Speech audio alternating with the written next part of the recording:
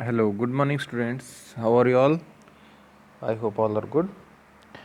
Students, today also we are going to study about few new questions related to NCRT based on the chapter number 1, Indian economy on the eve of independence.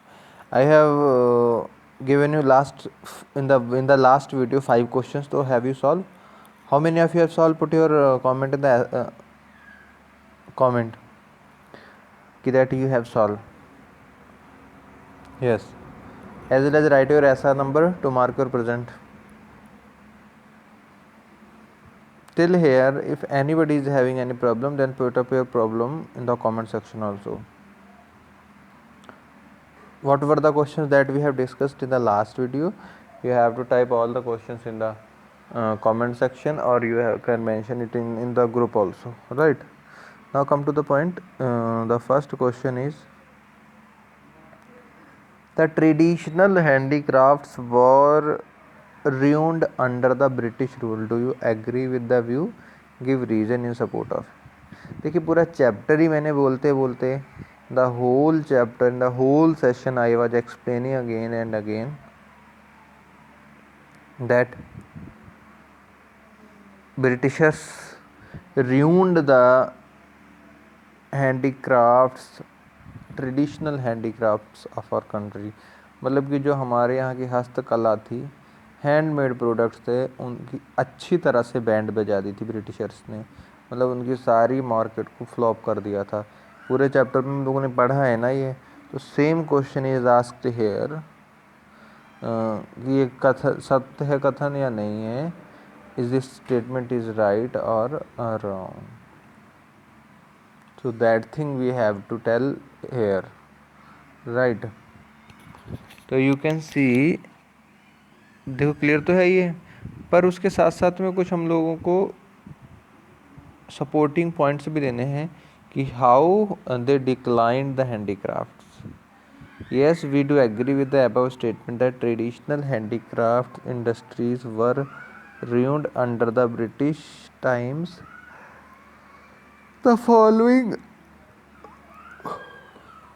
Are the reasons in favour. सबसे पहले तो discriminatory tariff policy. Discriminatory tariff policy का मतलब क्या हुआ? The British rule in India corresponded with industrialisation.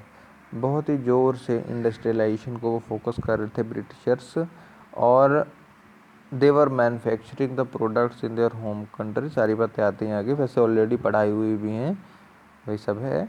The British rule used both as a source of cheap raw material as well as easy accessible market. ठीक है. अब जो British rule था, मैंने पहले भी बताया है कि they were using India as a क्या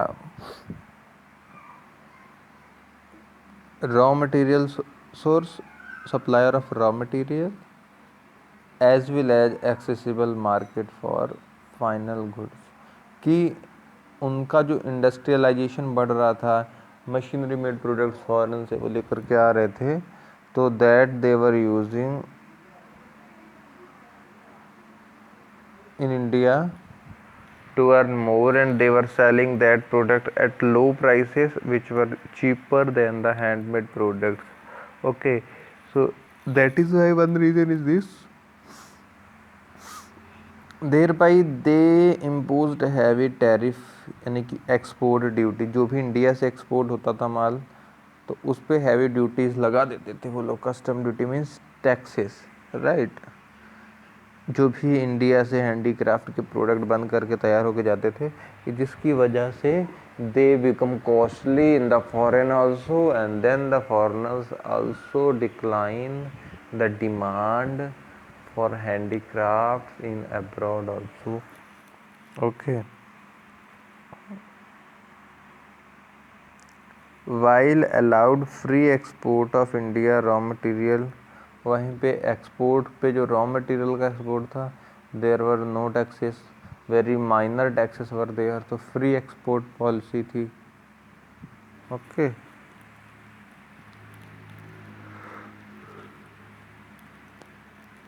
and free import British product, और ब्रिटिश के प्रोडक्ट का जो इंपोर्ट पॉलिसी थी उसमें भी क्या था कि बहुत ही टैक्सेशन की जो मात्रा है या चार्जेस कह सकते हो, they were very less. Okay, this made India export costlier and international demand fell drastically. ठीक है, अब जिससे क्या हुआ कि इंडियन प्रोडक्ट्स महंगे होने लग गए और जो डिमांड है प्रोडक्ट्स की इंडियन की, that was decline, right. So collapse the handicraft industries. Next point is competition from machine made Britain goods. अब जो ब्रिटिशर्स कंपटीशन इंडिया में हैंडीक्राफ्ट से ले रहे थे, that was by machine products, industrial products.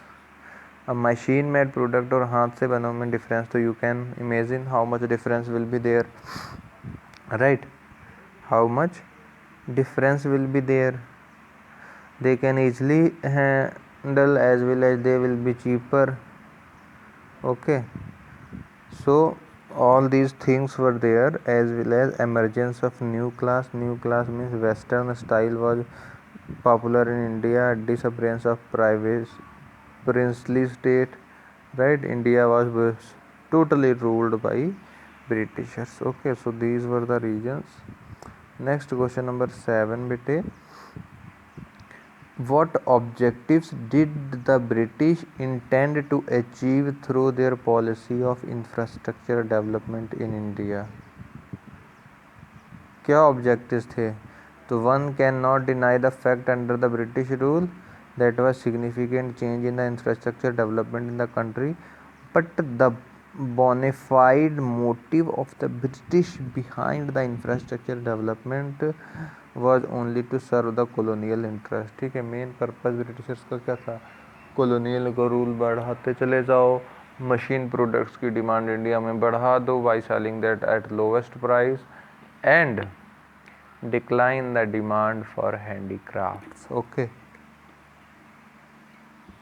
so these all were the reasons. Next question is beta 8, critically appraise the some shortfalls of the industrial policy pursued by the British colonial।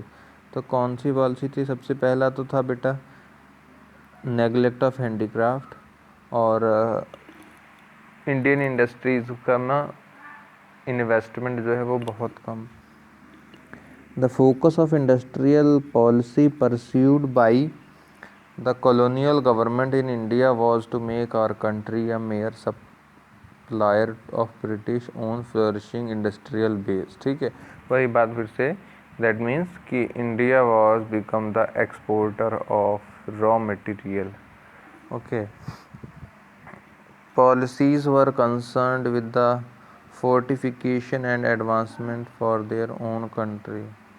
Okay, तो ये reason है जिसमें which indicates that neglect of Indian handicraft. Neglect of Indian means the British followed a discriminatory tariff policy under they imposed heavy tariff duties on Indian export of handicraft product while allowed free export of Indian raw material to Britain and free import of British products to India. This made Indian export and international demand fell drastically, leading to the collapse of handicrafts. Okay, also Indian handicrafts are still competition from machine made textiles of Britain. Okay, the emergence of a new section of people was who liked the British goods more in the comparison to the commando goods. Lack of investment in industries, मैंने अभी फिर से बोला कि Indian industries में investment कम कर दिया गया था, राइट। So all these things were there. So now see question number 9। Question number 9 is what do you understand by drain of Indian wealth during the colonial period. तो Dadabhai Naoroji advocate the drain of wealth in the 19th century।